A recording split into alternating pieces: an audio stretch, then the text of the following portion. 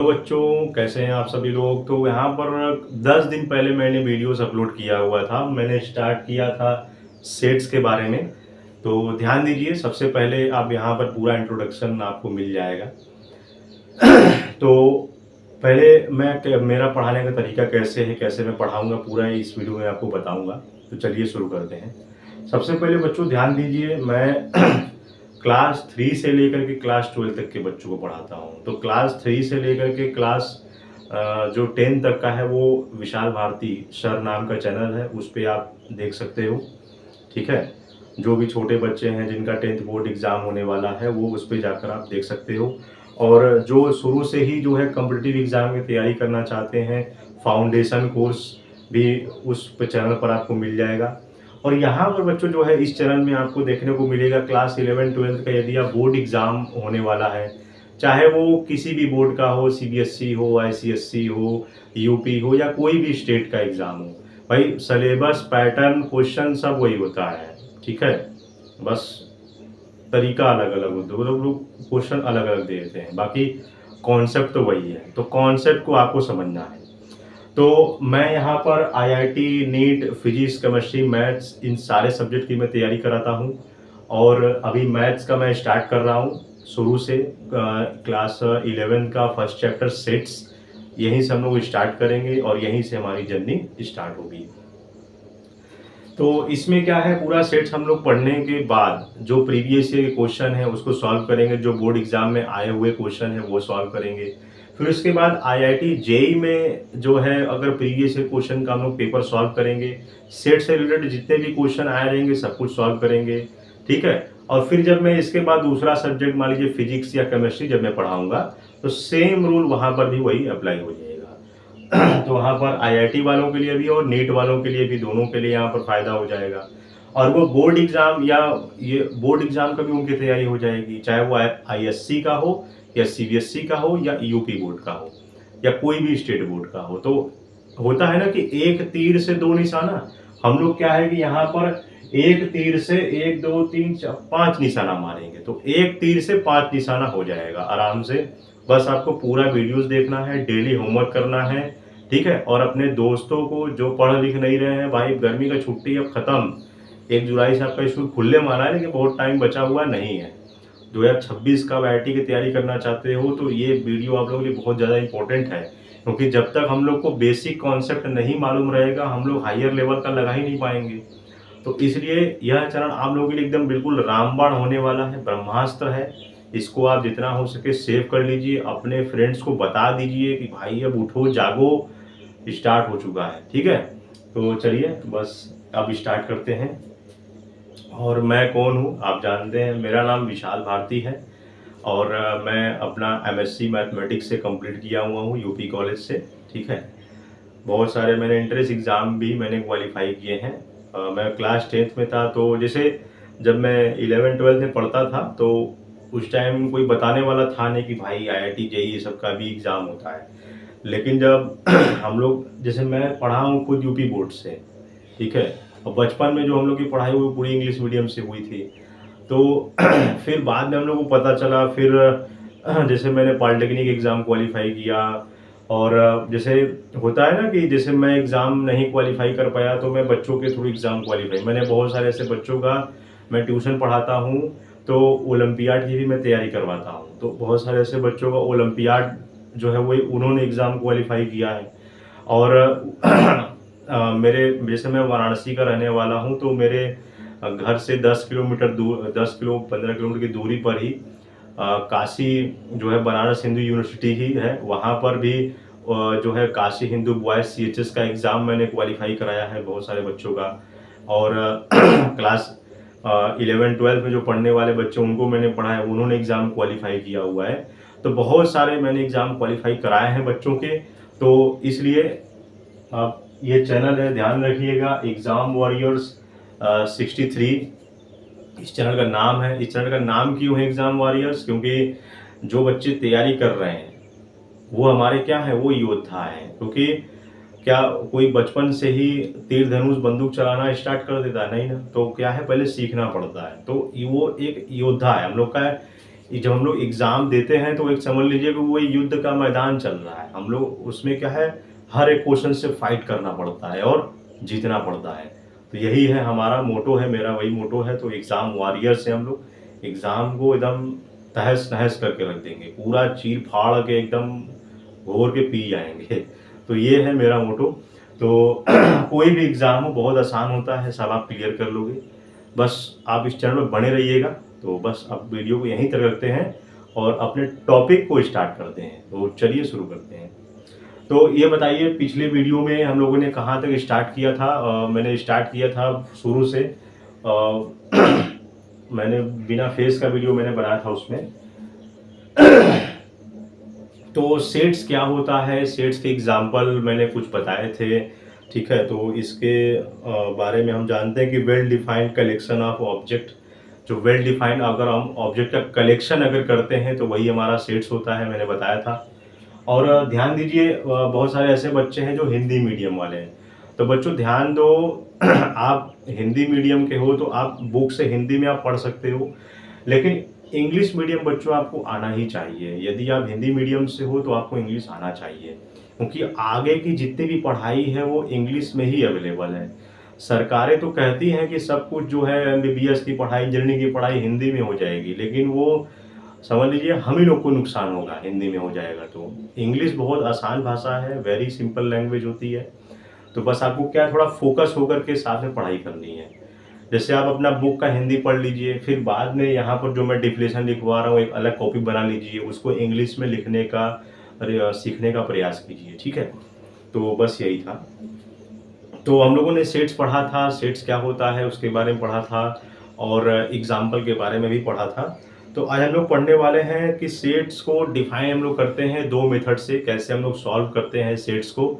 तो हम लोग दो मेथड हम लोग जानते हैं। पहला क्या होता है, सेट बिल्डर फॉर्म होता है, जिसे हम रोस्टर फॉर्म होता है, और एक सेट बिल्डर फॉर्म होता है जिसे हम यहाँ पर रोस्टर या टेबुलेशन मेथड भी बोलते हैं, उसका नाम हम लोग देते हैं, ठीक है। सेट बिल्डर फॉर्म होता है। तो ये दो फॉर्म हम लोग को पढ़ने हैं अभी, और ज़्यादा नहीं, केवल हम लोग स्टेप बाय स्टेप थोड़ा सा ही पढ़ेंगे, 10-15 मिनट, 20 मिनट, 30 मिनट, बस उससे ज़्यादा नहीं। और डेली आपको ये जो है ये वीडियोस आपको लगभग आपको दोपहर में 2 बजे आपको डेली मिल जाया करेगी, 2 या 3 बजे आपको मिल जाया करेगी, ठीक है। अभी तो गर्मी की छुट्टी है चल रही है, तो आपको ये वीडियो सुबह ही मिल जाएगी।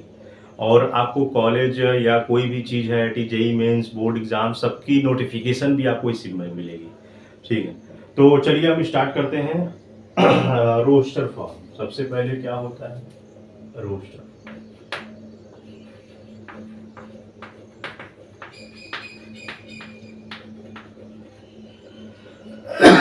रोस्टर फॉर्म को हम टेबुलेशन मेथड बोलते हैं।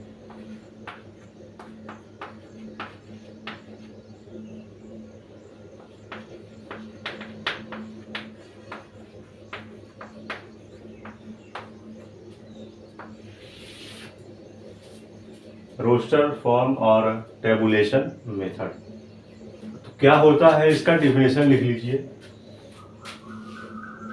Under this method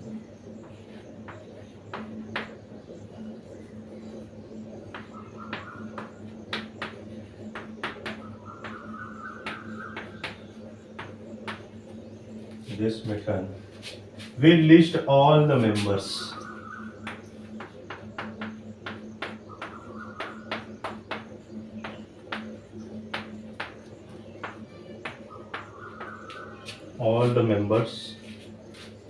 of the set within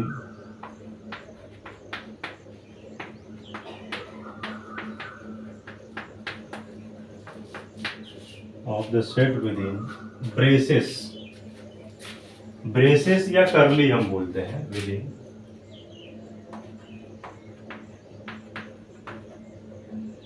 braces and separate them by commas.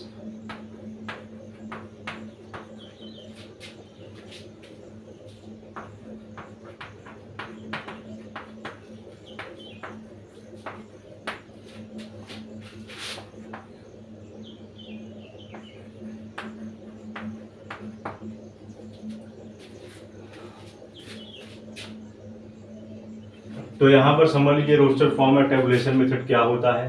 बोला है कि अंडर दिस मेथड, यानी इस मेथड के अकॉर्डिंग है, मेथड भी लिस्ट ऑल द मेंबर्स। मैंने बताया था कि सेट्स में क्या होता है, सेट्स में एलिमेंट्स होता है, पॉइंट होता है, मेंबर्स होता है। मतलब इन चाहो तो आप एलिमेंट्स को मेंबर भी बोल सकते हो या पॉइंट भी बोल सकते हो। तो यहाँ पर मेंबर्स या एलिमेंट्स, मैं एलिमेंट्स बोलूंगा, ठीक है।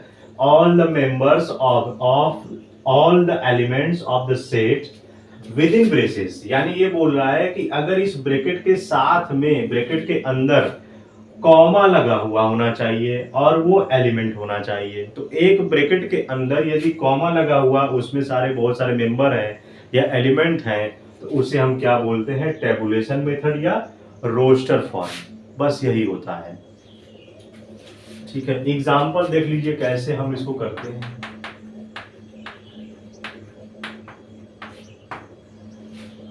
कि right each of the following sets in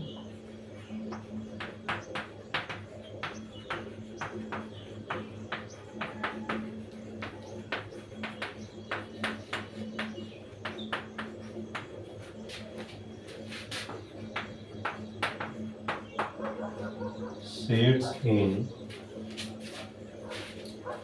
the roster form।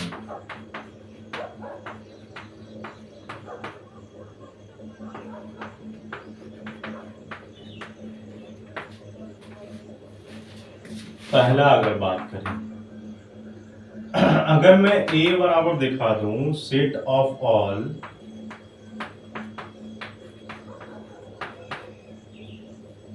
All factor 24। अब ध्यान दीजिए, अब ये एक क्वेश्चन दे दिया है एग्जांपल में, A बराबर सेट ऑफ ऑल फैक्टर्स 24, यानी 24 का यहाँ पर फैक्टर लिख दीजिए। यहाँ पर A बराबर हम दिखा सकते हैं और ब्रेसेस का यूज कीजिए।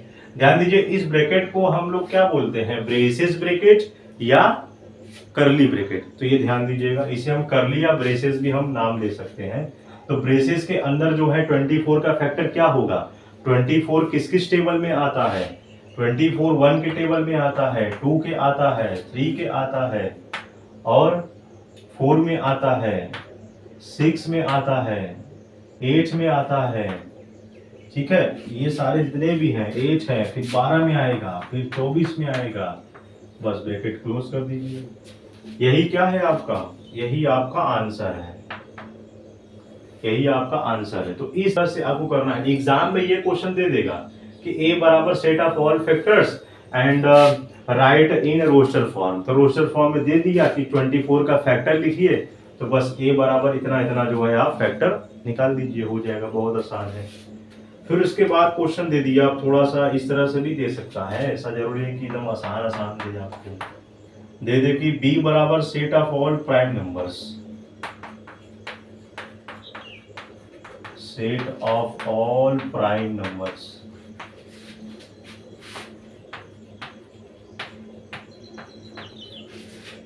Set of all prime numbers between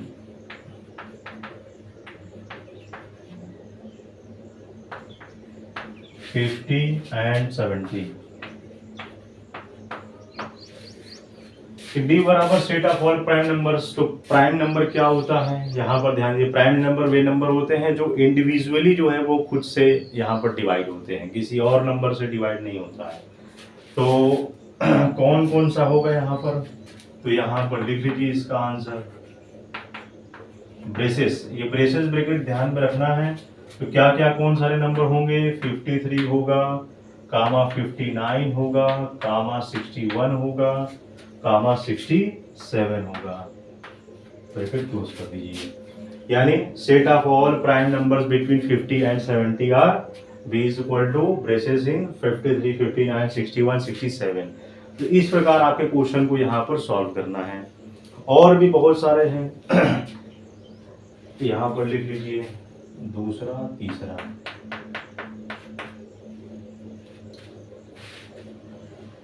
set of all integers between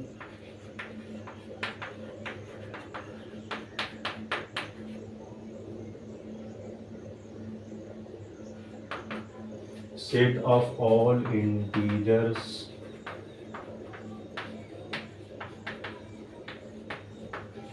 between -3/2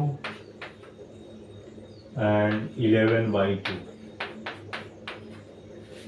तो ये बता रहा है कि C is equal to set of all integers, set of all जितने भी -3/2 से लेकर के 11/2 तक जितने भी इंटीजर्स हैं वो सारे लिखने हैं, सेट उसके लिखने हैं इंटीजर्स। तो इसका आंसर लिख लीजिए। अब पहले इसका इंटीजर लिखना है ना, तो यहाँ पर एक नंबर लाइन आप खींच लीजिए, ठीक है। अगर ये वाला वैल्यू जो है वो -3/2 है, तो ये वाला -2/2 हो जाएगा, -1/2 हो जाएगा, और ये 0 हो जाएगा।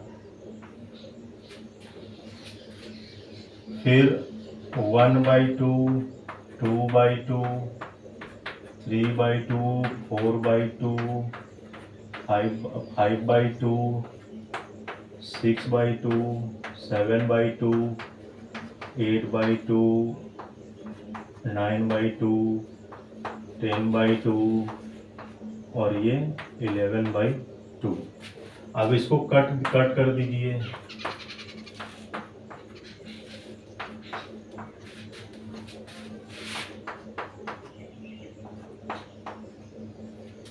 तो क्या आएगा नंबर लाइन में देखने पर आपको, अपॉन वाले नंबर को छोड़ दीजिए, बस ये वाले नंबर को लिखिए। यहाँ पर देखिए -1 आएगा, यहाँ 0 है, यहाँ पर 1 आएगा, यहाँ पे 2, फिर यहाँ पर 3, 4, 5, यही सारे नंबर देखने को मिल रहे हैं आपको, तो बस वही नंबर लिख दीजिए।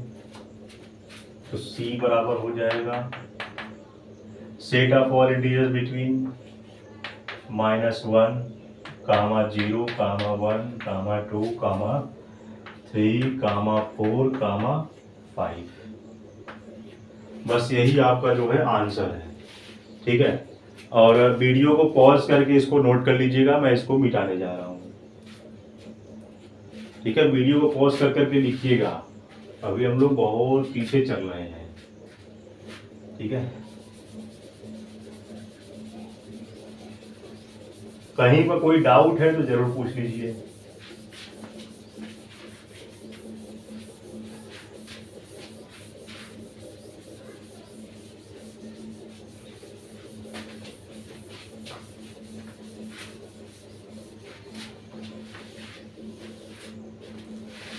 इसके बाद एक और एग्जाम्पल देख लीजिए, चौथा एग्जाम्पल देख लीजिए।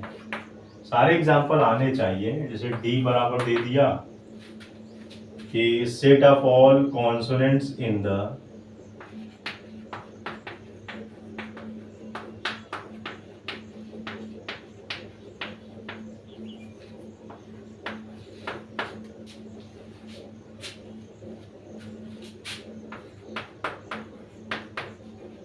consonants in the English alphabet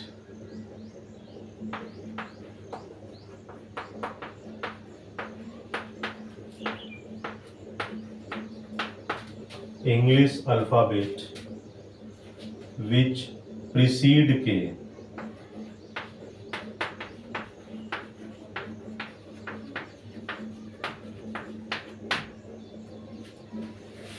which precede K।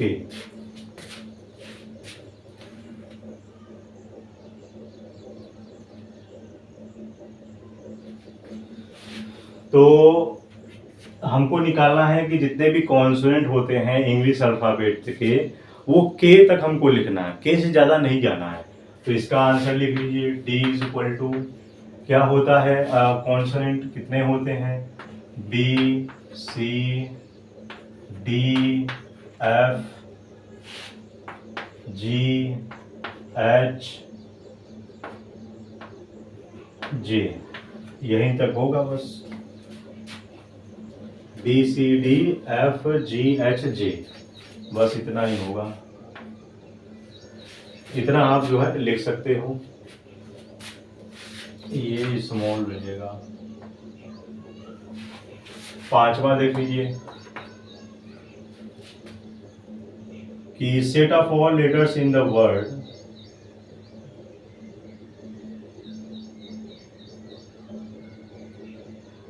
Set of all letters ABCDE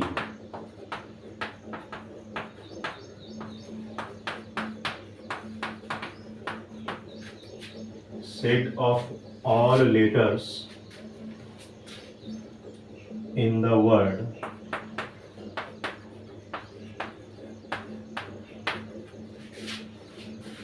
trigonometry.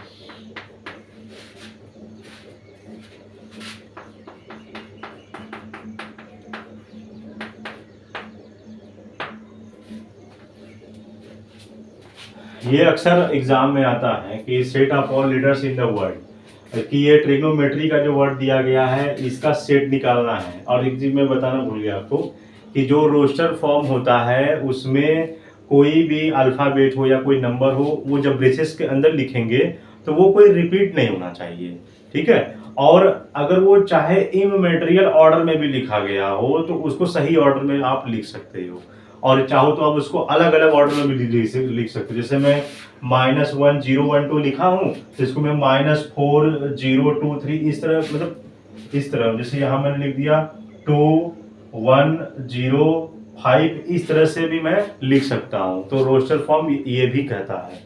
तो अब ट्रिग्नोमेट्री का बनाइए यार जल्दी से, बहुत आसान है। तो यहाँ पर हो जाएगा E = ब्रेसेस ब्रैकेट में लिख लीजिए। कोई भी जो है वो अल्फाबेट रिपीट नहीं होना चाहिए, ध्यान दीजिएगा। तो क्या क्या आएंगे, TRIGON,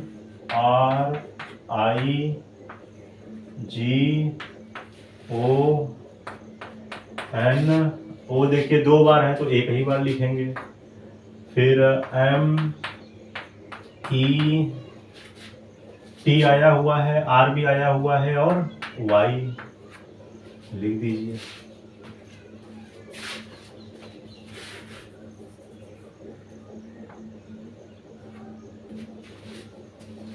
तो कोई भी अल्फाबेट जो है एक से ज्यादा रिपीट नहीं होना चाहिए, ध्यान दीजिएगा।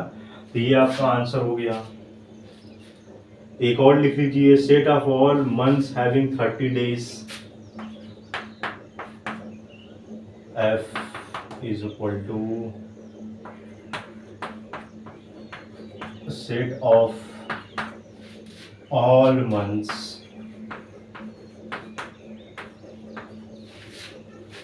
having 30 days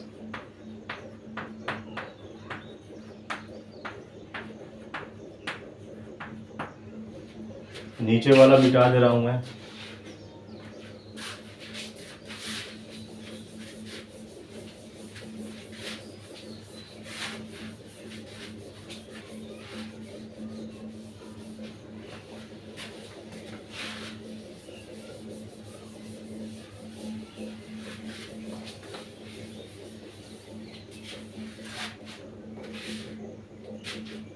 set of all months having 30 days, तो ऐसे कौन कौन से मंथ होते हैं, महीने होते हैं जिनमें 30 दिन होते हैं। वही अंगूठा वाला नियम आप लगा लीजिए, जो हथेली का जो नियम हम लोग जानते हैं। तो लिख दीजिए, फरवरी तो होगा नहीं, तो जनवरी, फरवरी, मार्च, अप्रैल हो जाएगा। यहाँ से पूरा लिखते जाइए, अप्रैल, जून, सितंबर,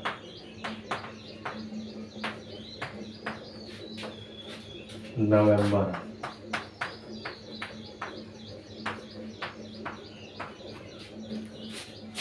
तो ये आपका हो जाएगा set of all months having 30 days. तो बच्चों बस इतना ही हम लोग वीडियोस को रखते हैं। कहीं पर भी आपको डाउट है तो एक बार जरूर पूछ लीजिएगा। और आज हम लोगों ने पढ़ा है रोस्टर फॉर्म। रोस्टर फॉर्म क्या होता है ये पूरा डिफिनेशन पढ़िएगा। नहीं आएगा समझ में तो आप पूछ लीजिएगा, मैं बता दूंगा। और एक बार रिवीजन हम कर लेते हैं क्या क्या हम लोगों ने पढ़ा है। तो रोस्टर फॉर्म क्या होता है, जो हम लोग रोस्टर फॉर्म ऐसा फॉर्म होता है जो किसी भी मेंबर्स ऑफ एलिमेंट को हम एक ब्रेसेस ब्रैकेट के अंदर जो है ऑर्डरली वाइज या इममॉटरियल जो भी है, जैसे भी हम जो है उसको ऑर्डर वाइज हम लिख सकते हैं, बस हमको ब्रैकेट के अंदर वो होना चाहिए। और एक नोट पॉइंट में एक ध्यान दीजिएगा, यहाँ पर नोट पॉइंट में शायद आपको बताया नहीं हूँ, नोट दैट नोट पॉइंट में लिख लीजिएगा लास्ट में,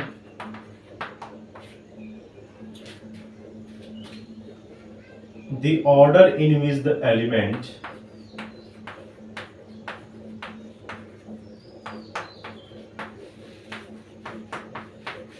in order in which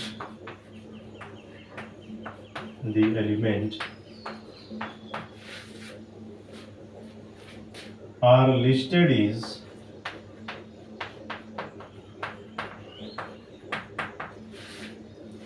immaterial।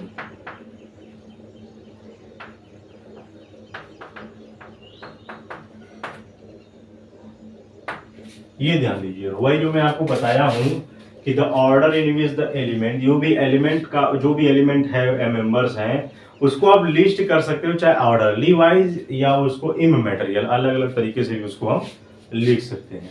तो ये ध्यान दीजिएगा। हाँ, और ये एग्जांपल है set of all consonants in the English alphabet. कोई भी ध्यान दीजिए, अल्फाबेट जो है वो रिपीट नहीं होना चाहिए, अलग अलग होना चाहिए और कॉमा लगा के ही लिखना है, ये ध्यान दीजिएगा।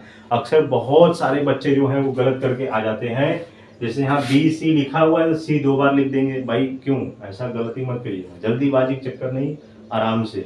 फिर ट्रिग्नोमेट्री का देख लीजिए यहाँ पर कि set of all letters in the word, तो ये ध्यान दीजिएगा इसका हम कैसे रोस्टर फॉर्म में लिखेंगे। कर्ली ब्रैकेट या ब्रेसेस ब्रैकेट का हम यूज करेंगे तो उसके अंदर कोई भी अल्फाबेट जो है वो रिपीट नहीं होना चाहिए। तो TRIGONMEY इस तरह से हमने लिख दिया। Set of all months having 30, जितने भी 30 डेज के मंथ होते हैं वो हमने लिख दिया और नोट पॉइंट लास्ट में लिख लीजिएगा।